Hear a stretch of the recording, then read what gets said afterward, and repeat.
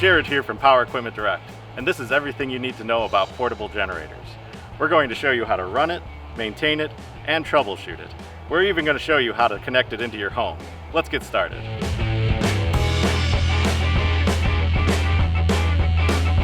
So let's talk about the reasons you'd want a portable generator. Number one, emergency backup. Backup power for your home is a necessity nowadays, and you definitely want to keep you and your family safe.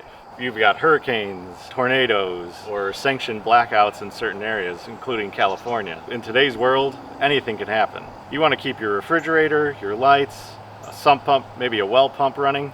On top of that, this can come with you if you leave your house. So another use for a portable generator, recreational. You can use it for RVing, camping, tailgating, crock pots, TVs, radios, anything you need on the go, you can use a generator for. So lastly, you've got professional use. You've got the tradesmen that are on the job. They need to use drills, air compressors, things of that nature. People that have food trucks, food vendors, or caterers, they all need portable power. You know, they're on site, they may not have shore power available. You're controlling the power with a portable generator at that point. With portable generators, they're versatile and economical. You're only going to pay for the power that you need. They're going to be much less expensive than a standby generator. This would include actually installing the generator, you know, if you have a manual transfer switch and things like that. One of the best features of any generator is energy independence. Whether Mother Nature takes out your power or it's a scheduled blackout from your utility company, a portable generator will keep you working. Whether that's at home or in the field, you will have power. The most important thing about choosing a portable generator is getting the correct wattage. So if I'm using it for home backup, I definitely want to choose a generator that's going to have a significant amount of power for those larger items around the home. If I'm a working professional in the field, I might want to look into something a little bit smaller so I can move it with me, and that might power maybe a drill or a circular saw, something like that. So with portable generators, they're really designed to run the essential circuits around your home. Refrigerators, lights, TVs, well pumps, things to get you by in case of an outage, but can't run things like air conditioners or the entire home at the same time. If you want to run your entire house, you should really invest in more of a standby type generator. If you're still having doubts about choosing a generator, we have buyer guides and recommendations, and also we have a sizing calculator on our website that can help you choose the right portable. It's very intuitive, and it will pick out each individual item that you'd like to actually power. So a question I get a lot is, how loud is a generator? Now, generally speaking, a manufacturer will test this in a decibel rating.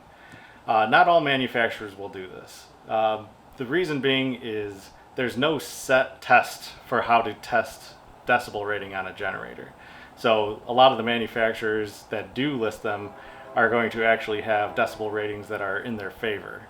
So whether that's from 23 feet away, up in the air, or from the opposite end of the exhaust on the generator. The test may vary. With generators, if you're looking for a quieter type generator, you're really going to want to go with an inverter. The inverter generators are an enclosed type generator that are very conscious of what sound they're putting out. They're used in things like RVing and state parks and things like that, but they do come at a greater cost. Generally speaking though, a regular portable generator is going to be anywhere between 72 to 80 decibels, and this is going to be dependent on what size the engine is, so on and so forth. When you get into some of the larger units, some of the, let's say, 12,000 watt generators, they're going to be much louder, and that's just due to the size of the engine again. So occasionally I'll get a customer that gets a generator and it's louder than they expected. In cases like this, there's not one real good solution, especially because a lot of the ones out there will void the warranty on a generator. Some of the best ways of going about deadening the sound on a generator would be, one, put it further away from the home if there's that ability. Second would be, there are what they call sound walls. Whether you build one or purchase one aftermarket, this leaves the generator still in an open position but will block where the sound is going. Beyond that, any aftermarket mufflers or things of that nature are really not going to be a good solution for you. This is also another reason to get a manual transfer switch or through the wall kit. When you're plugging in a generator with just extension cords, you're going to have the window or a door open, which is going to allow that sound to travel much further into your home. With a manual transfer switch or through the wall kit, This allows you to be completely enclosed in the home with no open windows or doors. Another question I get a lot of the time, what is the difference between surge and running wattage? And it's quite simple. Running wattage is the wattage that the generator will put out all the time. Now for the surge wattage, this is the wattage that the generator can actually jump to. And now when I say jump, it will actually be able to put out that power for a short period of time, maybe 1 second or so. But it's for starting items that might have a little bit more power on startup. To give an example, if I have a well pump that runs at 10 amps, it might start up or surge to 15 amps. The generator will have a little bit of extra power in reserve to compensate for that surge in power. So most people, when shopping for a generator, will see the surge wattage and think that's the type of power that they're getting.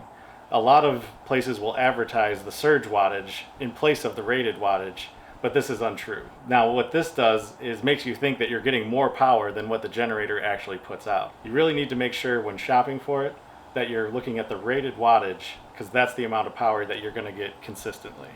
So other examples of items that would have surge wattage would be microwaves, well pumps, your vacuum cleaner. An air conditioner has the largest surge of all, which is the reason portables can't run them. If you ever notice, like when you're vacuuming your house, you flip on the vacuum and the lights might dim a little bit, that's the surge of that vacuum cleaner drawing a little bit of extra power. When you're running off a generator, that generator needs to be able to compensate for that surge, and that's why it will have that surge rating on it. So even though the generator runs at 7,000 watts consistently, it has a little bit in reserve to help out with that extra power. So another question I get a lot of is going to be on clean or dirty power. Really what this comes down to is the total harmonic distortion, or THD it might be listed as. The total harmonic distortion is the generator's variance from 60 hertz. Everything in the US is powered by 60 hertz power, right? If you look on the back of your refrigerator or any appliance, it'll say 120 volts, 60 hertz. When you get a generator that has dirty power per se, what this means is it's going to vary from 60 hertz by a certain percentage. Now, for it to be clean power, we usually want it to be somewhere around 6% or less. 6% or less is actually just as good or better than the power coming out of your electrical outlets in your home from the utility company. There's a lot of different generators that are able to produce low THD levels, but in an emergency situation, it may not be as pertinent to you as you think. Unless you're planning to run equipment like computers or high-end electronics, having a generator with high THD level is not going to affect items like sump pumps or refrigerators. So depending on your application, having a high THD level is not always a bad thing, or having dirty power. So if I were to run my computer or other sensitive electronics off of a generator that has a high THD level, there is the potential for it to damage that. Because that computer or whatnot has a very tight tolerance on the acceptable power, a high THD level might cause it to burn out electronics or things like that on board. So if I do plan to run a server room or other electronics like that, THD is a pertinent thing to take into account. One of the biggest myths out there is that there are ways to clean up the power from a generator. Now, while there may be things like power scrubbers or things like that, surge protectors and other items aren't going to change the frequency coming from the generator.